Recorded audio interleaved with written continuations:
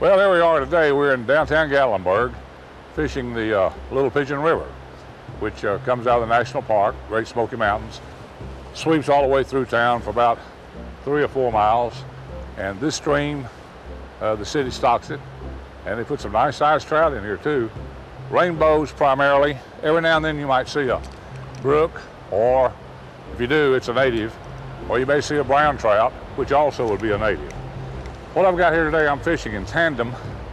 I've got 2 flies on, and these are wet, or nymphs, you might call them. I don't know whether you can see them or not.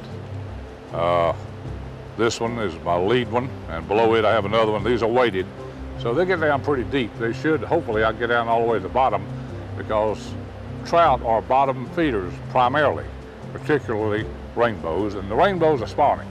So what we're going to do, we're going to step up here a little way, fish against the current, like a trout will be in the current, facing upstream.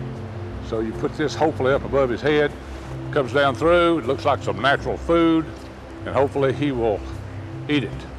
It may take a few minutes to get him going, but there's a good hole right here.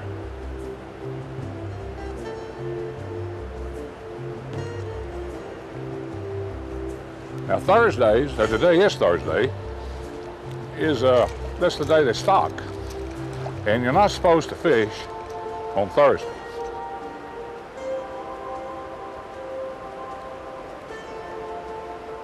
And hopefully it will entice some of you to grab the old rod and reel or king pole or whatever and fish. Sometimes the day are better than others. You just never know. Sometimes, you know, I get up real early in the morning, get out here about daybreak. Now, if that little indicator stops or takes off one way or the other, there you go. There's one. It's a little trout. I don't know whether you saw that or not, but that indicator barely moved. And that's hand-eye coordination. And it takes a while to develop that if you're fly fishing. And of course, the older you get, like yours truly, the more difficult it is. So I'm going to bring him in. Now, see here, this time of the year, you can keep 5 a day. I'm going to show you something. I wet my hand because I don't want to mess up his cover there with all of his gills and everything. See that? There he is. That's a little rainbow native. So what we're going to do is put him back in the water and let him go. Can't beat that. And there are more people fishing than any other sport, including golf or whatever.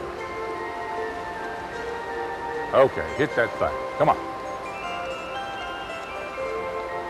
I may have to change my flies here in a minute. Yes, sir. Look at this one.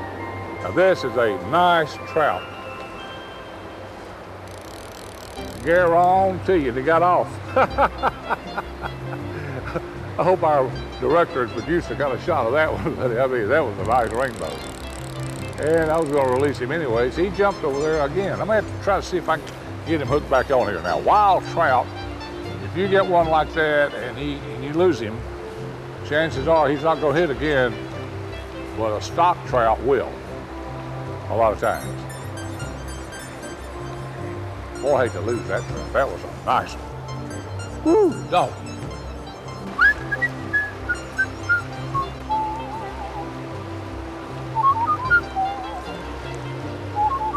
Sometimes you got to sing for them or whistle for them or whatever. You never know what's going to break it loose. After you cast about 20 times and you don't have a hit, it's time to say adios, Jesus.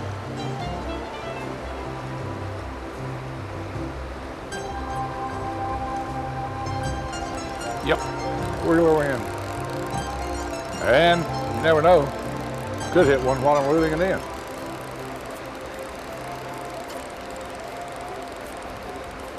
Here we go. Okay, boys and girls out in Radio Land. remember, if you want more information about trout fishing here in Gatlinburg, they've got it for you. Go out to Gatlinburg City Hall, Highway 321, and one of those great employees out there at the home office, as I call it, they'll tell you where to go. And also where you can go fishing. And where to get a license. Good deep hole right along in here. Doing a side cast, because overhead cast is a little hard right in here. What a beautiful day. Any day is pretty if you're fishing. Here we go. Yes, sirree. Now this is a nice rainbow trout. So I've got two flies on. It'll be interesting for me to find out which one he hit.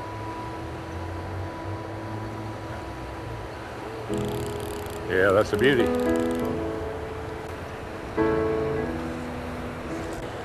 I want you to go out to City Hall, either now or in the morning. Take that little girl of yours or that little boy and get him into fly fishing, or with a rod and reel or a bamboo pole. We're not talking about a lot of money. For maybe $5, $6 for a bamboo pole. Look at it. Then get you some corn. Man, I fished with corn most of my life. And dough balls. Get a loaf of bread. Then we'll give you a hint, man. Don't tell anybody. But on your dough ball, get whole wheat bread, and it looks a lot like trout food. Get it really gooey. Make a ball out of it. Okay there, Junior. Come on in there, dude.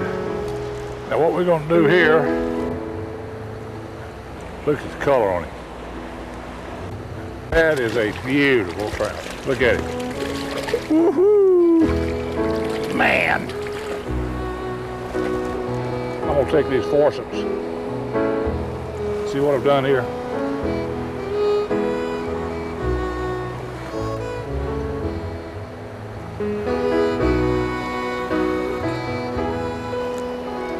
Now that is a beautiful rainbow.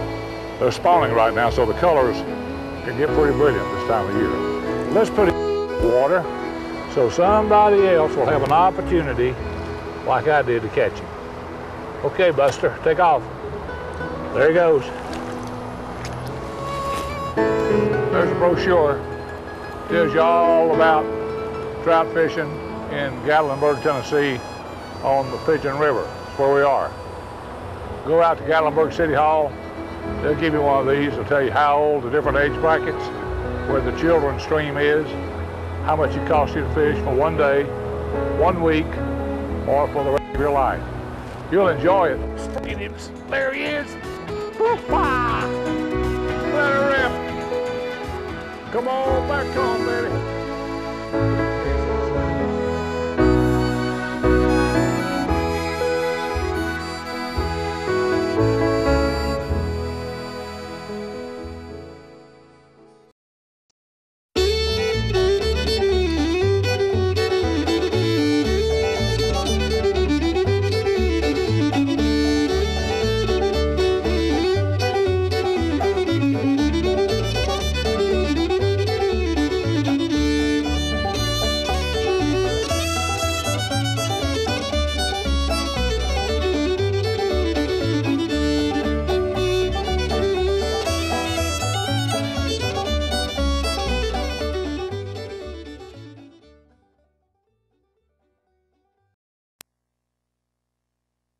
My name is Robert Alewine. I own Alewine Pottery, and I hope you can come by and see us. I've been potting for 32 years. If you like it, I made it, and if you don't like it, my wife made it. We want you to take home a piece or a feel for the mountains with these pots. There's something about the Smoky Mountains that rubs off into your work, especially when you've lived here for a while. Your pots just sort of begin to reflect your surroundings. We put a lot of leaves that we collect from the area. We've been doing that for several years. we try to get color in our pots that you can see in nature. We kind of joke around about calling our work genuine alewines, but in a way it's true because every piece is individual and it's got its own flavor. Even if I tried to make two pieces alike, they never come out alike. Genuine alewine!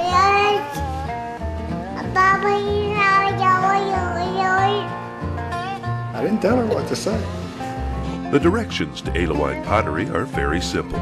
Just 2 turns from downtown Gatlinburg and you're there. It's located in the Great Smoky Arts and Crafts community. At traffic light number 3 on the Parkway or Highway 441 in downtown Gatlinburg, turn and travel exactly 3 miles out Highway 321 north to Glades Road. At the traffic light at Glades Road, turn left and go 1.5 miles on Glades Road. Alewine pottery will be on your left, where there's plenty of free parking. Just look for the red roof. That was good. Now you put a little life into it. I'm just to take a pan shot.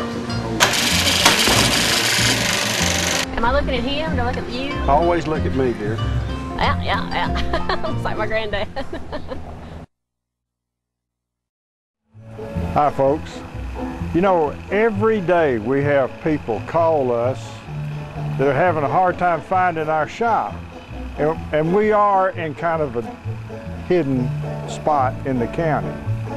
But we are a Gatlinburg business. We're on Highway 3, off of Highway 321, but 321 runs through Gatlinburg and Pigeon Forge up into Wares Valley. And a lot of times we get people calls from Wares Valley wanting to know where we are. But you have to go to Gatlinburg to get to our business. So if you're in Pigeon Forge, come to Gatlinburg. Now, once you get to Gatlinburg, all the lights are numbered. So if you'll look for light number 3, there's one way you can turn there. So you want to turn onto Highway 321. Now, when you turn, you'll go 3 miles out that road. And you'll pass the post office, you'll pass Food City. Just keep going through it, and at 3 miles you'll come to Light 3A, and that is Glades Road. Now there's only one way you can turn there also, and you'll be turning onto Glades, and you'll go a little under 1.5 miles to get to our store. So remember, we're a Gatlinburg business. You have to come to Gatlinburg to get to our store. And we're off of Highway 321. We look forward to seeing you. We're open every day. We open at 9 o'clock. And during the season, we stay open until 6. We've got live music. We've got popcorn. You can sit around and play checkers. We've got rocking chairs everywhere. And we also have some pretty nice pottery. You can watch our potters work. You can talk to the people.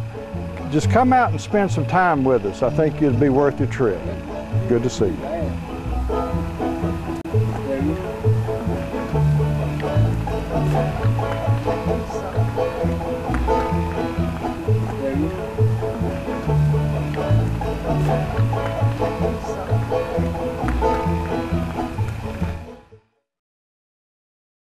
People say, what are you going to do for a living? I say, I want to make pottery. And they say, yeah, what are you going to do for a living? Yeah. How are you going to support your pottery habit? Yeah. That's a long time ago. It was. My name's Robert Alewine. I own Alewine Pottery. I've been potting since 1973. I turned 19 that year, and I was trying to figure out something to do. We've had a shop here since '83. I bounced around trying to learn as much as I could for the first 10 years. Connie and I moved here, had 2 little girls at the time. Mark was born after we moved here. And we've just sort of systematically tried to build a little business here. I focus mainly on color.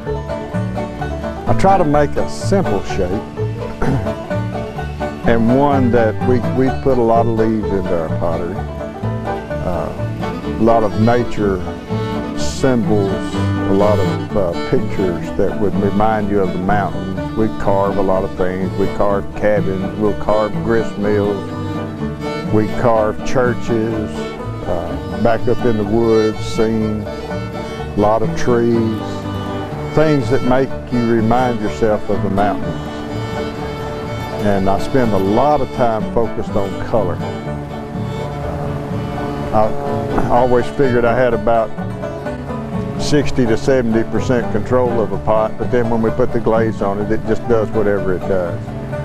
And color is a big issue with us. We make a lot of pottery. We're a little bit bigger now than we used to be.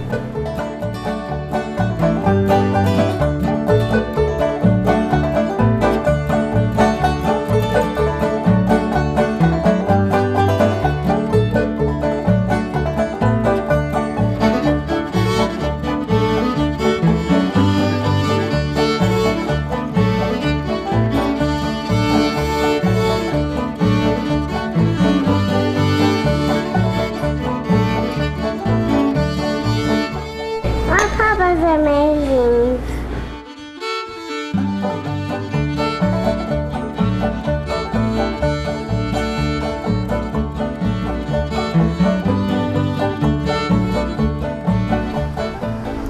But the first kiln that he constructed out on the little farm area, people didn't know whether he was building a barbecue pit or a still. And you've come a long way since you had this first little shop. You remember when I set this garage thing up? It's got so many holes in it. I nailed plastic up to keep the wind out of it. And you had to cut a big hole there to run the stovepipe by so you could heat the thing. Out of that thing. Yeah. That was, I don't know how precious that memory is, but it's a memory. The hole's still there.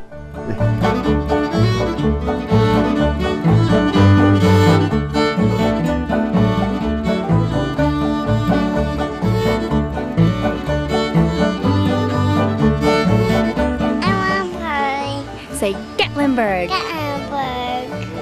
Say come and see us. Come and see us. Will you follow? I'd like for y'all to come look at. The directions to alewine pottery are very simple. Just 2 turns from downtown Gatlinburg and you're there. It's located in the Great Smoky Arts and Crafts community. At traffic light number 3 on the Parkway or Highway 441 in downtown Gatlinburg, turn and travel exactly 3 miles out Highway 321 north to Glades Road. At the traffic light at Glades Road, turn left and go 1.5 miles on Glades Road. Alewine Pottery will be on your left, where there's plenty of free parking. Just look for the red roof. Oh, I got her unmad at. When we first got there. Genuine alewine. Genuine alewine. I have a genuine alewine now. I've got popcorn, I've got potters working, I got people working all over the I place. got Johnson food. That's right. I got Johnson food. We're open 7 days a week, and I hope you can come by. My name's Robert Alewine. Come by and talk to me a little bit. Good to see you.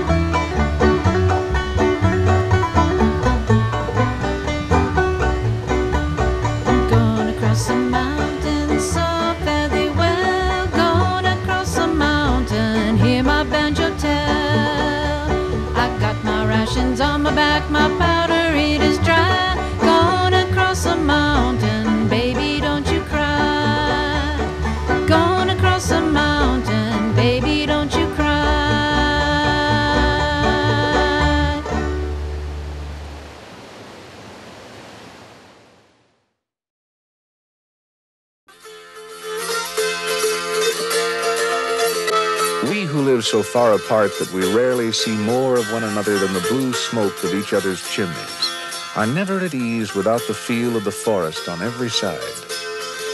Room to breathe, to expand, to develop, as well as to hunt and to wander at will.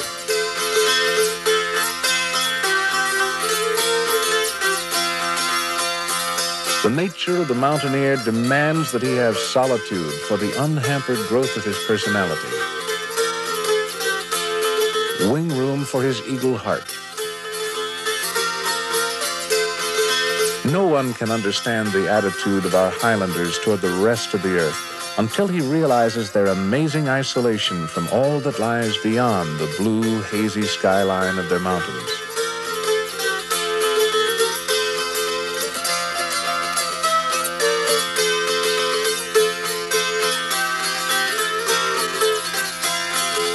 There are still people who remember. Seemed like man gets to thinking about it, we're always talking about the good old days.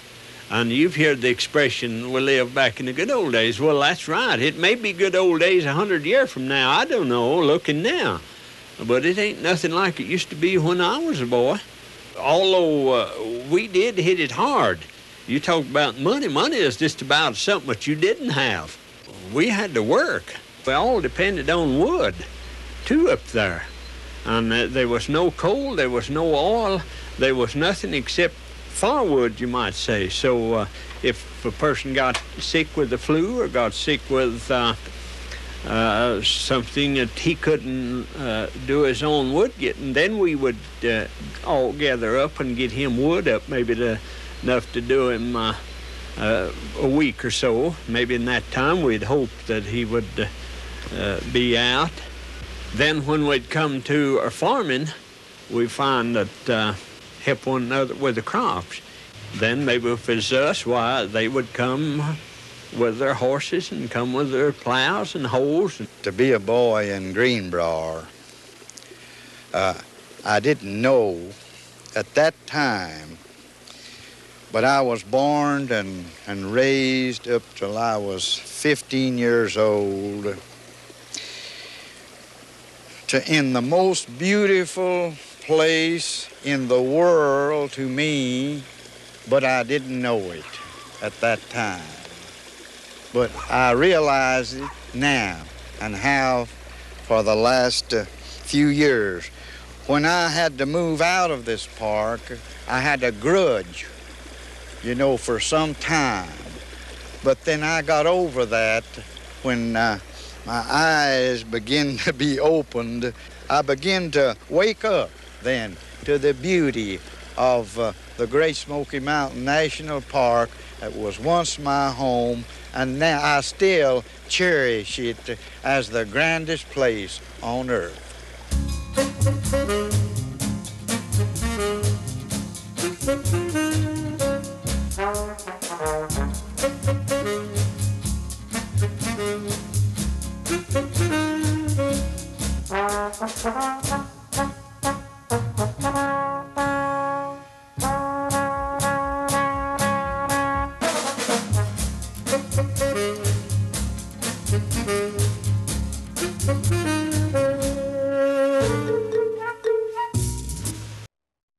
My name is Robert Alewine. I own Alewine Pottery, and I hope you can come by and see us. I've been potting for 32 years. If you like it, I made it, and if you don't like it, my wife made it. We try to make pottery that will make people think about the mountains. We try to get color in our pots that you can see in nature. The directions to alewine pottery are very simple. Just 2 turns from downtown Gatlinburg and you're there. It's located in the Great Smoky Arts and Crafts community. We eat 3 meals a day, of a morning at 6 and 12 o'clock of the day and 5 of evening, 5:30, something like that.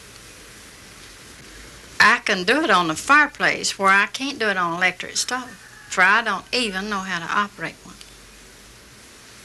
I guess if you had a stove, you could regulate it more, but if you're used to the fireplace, you can just regulate it too. If you're used to it, you're used to it. It's just like cooking on the stove, these women today. And I've cooked on that for years. Best food in the world. You use hickory wood, most of the time green wood, so you'll have hot coals. And heat controls, if you'll just fix it right and have plenty of hot coals, that's what you need. You can control it by pulling your stuff out here on the hearth. That's where you cook it, but you have your coals real hot. Well, I'm cooking cornbread, and it come from the farm, ground, made. And then my sweet potatoes, I raised them on the farm, and I boiled them and then put sugar on them and butter and baked them.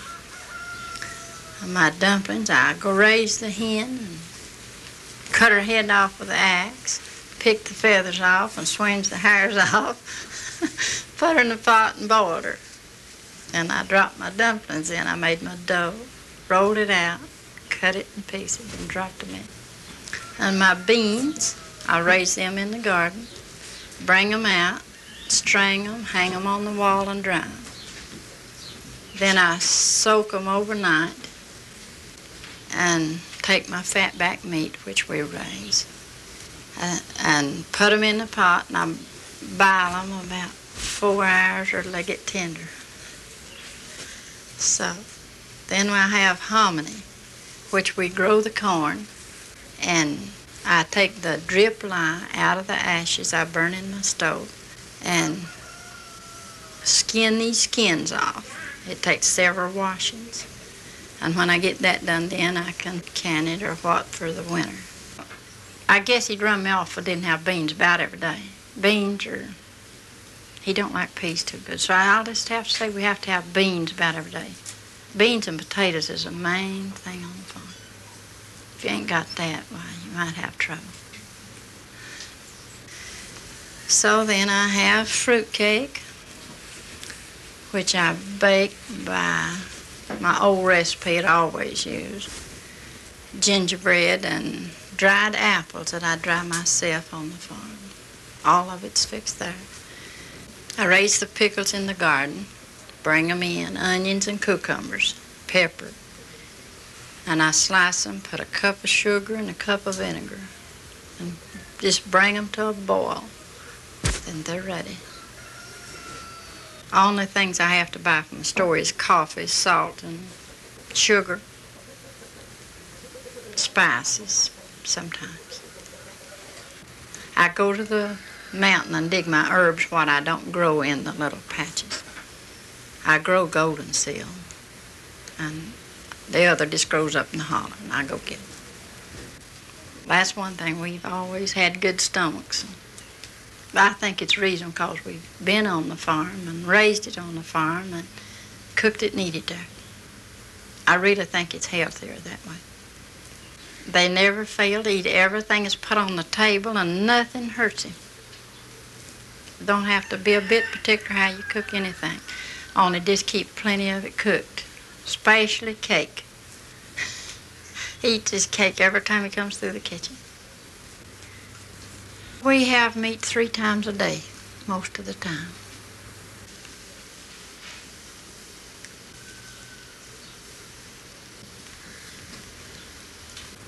Of course, we don't have wild meat every day, but when it's good, we do.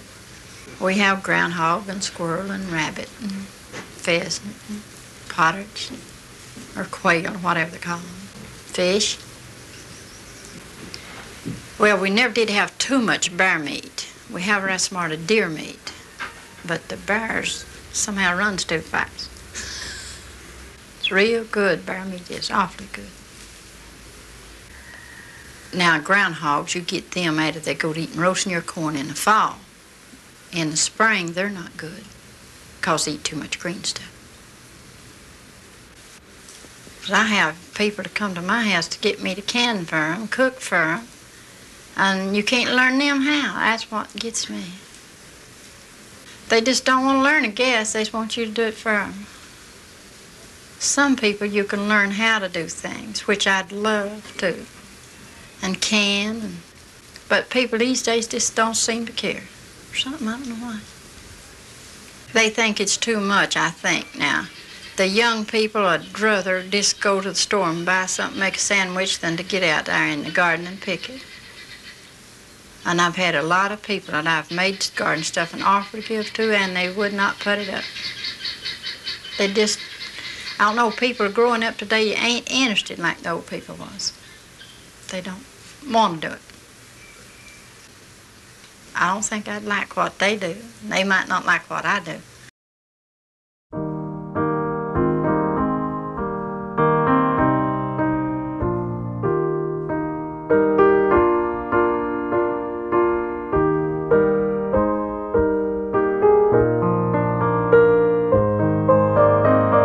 Visit Alewine Pottery in the Great Smoky Arts and Crafts community in Gatlinburg. Enjoy Alewine Crafts and Fun TV online right now. Go to alewinetv.com.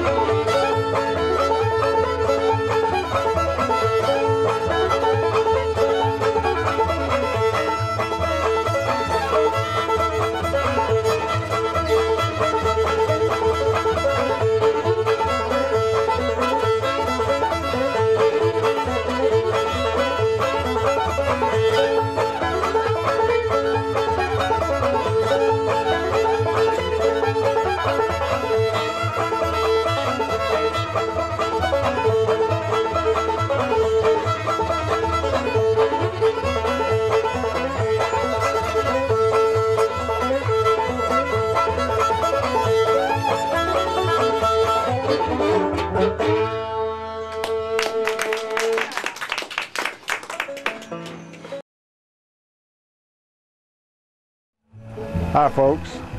You know, every day we have people call us that are having a hard time finding our shop. And we are in kind of a hidden spot in the county. But we are a Gatlinburg business. We're on Highway 3, off of Highway 321, but 321 runs through Gatlinburg and Pigeon Forge up into Wares Valley. And a lot of times we get people calls from Wares Valley wanting to know where we are. But you have to go to Gatlinburg to get to our business.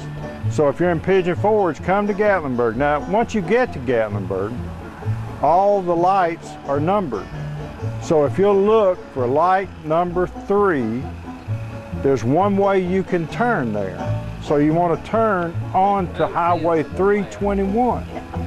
Now, when you turn, you'll go 3 miles out that road. And you'll pass the post office, you'll pass Food City. Just keep going through it, and at 3 miles you'll come to Light 3A, and that is Glades Road. Now there's only one way you can turn there also, and you'll be turning onto Glades, and you'll go a little under 1.5 miles to get to our store. So remember, we're a Gatlinburg business. You have to come to Gatlinburg to get to our store, and we're off of Highway 321. We look forward to seeing you. We're open every day. We open at 9 o'clock, and during the season we stay open until 6. We've got live music, we've got popcorn, you can sit around and play checkers, we've got rocking chairs everywhere, and we also have some pretty nice pottery. You can watch our potters work, you can talk to the people. Just come out and spend some time with us. I think it'll be worth your trip. Good to see you.